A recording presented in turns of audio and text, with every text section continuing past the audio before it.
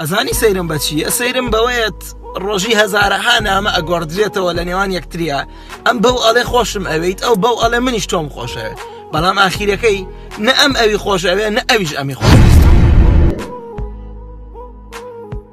ئەو لای کەسێتر بوو ئەمیش لای کەسێکی تر، لە ئاخیرا وعدی درۆ بە یەکتریەیە.